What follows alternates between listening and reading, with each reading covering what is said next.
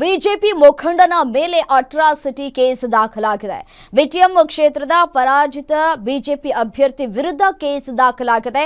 ಅವಾಚ್ಯ ಶಬ್ದಗಳಿಂದ ನಿಂದಿಸಿ ಜೀವ ಬೆದರಿಕೆ ಹಾಕಿರುವಂತಹ ಆರೋಪದ ಹಿನ್ನೆಲೆ ಅಟ್ರಾಸಿಟಿ ಕೇಸ್ ದಾಖಲಾಗಿದೆ. ಪರಪನಗ್ರಹಾರ ಪೊಲೀಸ್ ಠಾಣೆಯಲ್ಲಿ ಪ್ರಕರಣ ಕೂಡ ದಾಖಲಾಗಿದೆ.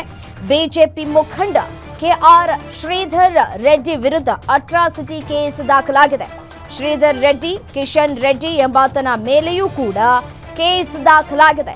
ಪಿಲ್ಲಮ್ಮ ಎಂಬುವರು ದೂರನ್ನ ಕೊಟ್ಟಿದ್ದಾರೆ. ಆ ದೂರನ್ನ ಆಧರಿಸಿ ಎಫ್ಐಆರ್ ಆಗಿದೆ. ಜಮೀನಿನಲ್ಲಿ ದಾರಿ ಬಿಡುವಂತಹ ವಿಚಾರಕ್ಕೆ ಸಂಬಂಧಪಟ್ಟಂತೆ ಗಲಾಟೆಯಾಗಿದೆ. ದಾರಿ ಬಿಡೋದಿಲ್ಲ, ಏನಾದ್ರೂ ಮಾಡ್ಕೊಳ್ಳಿ ಅಂತ ಹೇಳಿ ಆವಾಜ್ ಹಾಕಿದ್ದಾರೆ. ಇದರ ಜೊತೆಗೆ ಜಾತಿ ನಿಂದನೆ ಮಾಡಿ ಎಳೆದಾಡಿ ನಿಂದಿಸಿದ್ದಾರೆ ಅಂತ ಹೇಳಿ ಆರೋಪವನ್ನ ಮಾಡ್ತಾ ಇದ್ದಾರೆ. ಪರಪನಗ್ರಹಾರ ಪೊಲೀಸ್ ಠಾಣೆಯಲ್ಲಿ ಪ್ರಕರಣ ಕೂಡ ದಾಖಲಾಗಿದೆ. ಬಿಜೆಪಿ ಮುಖಂಡನ ಮೇಲೆ ಎಫ್ಐಆರ್ ಆಗಿದೆ.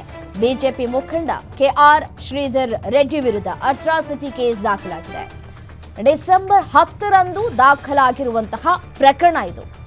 7 ವರ್ಷಗಳ ಹಿಂದೆ ಜಮೀನು ಮಾರಾಟ ಮಾಡಿದ್ದಂತಹ ಪಿಲ್ಲಮ್ಮ ಅವರು 34.5 ಗುಂಟೆ ಜಮೀನಿನ ಪೈಕಿ 26 ಗುಂಟೆ ಜಮೀನನ್ನ ಮಾರಾಟ ಮಾಡಿದ್ರು.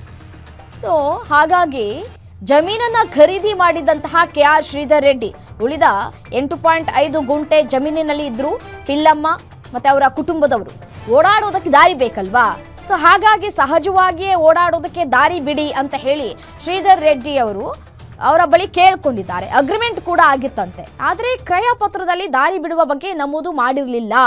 ಕೊಟ್ಟ ಮಾತನಂತೆ ದಾರಿ ಬಿಡ್ತೇನೆ ಅಂತ ಹೇಳಿದ್ರಂತೆ ಶ್ರೀಧರ್ ರೆಡ್ಡಿ ಅವರು.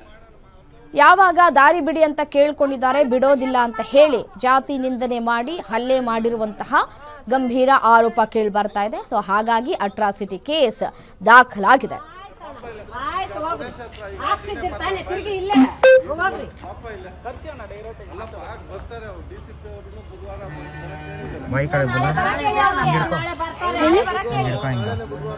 ಸರಿ ಬರ್ತಾರೆ ಬಿಡ್ರಿ.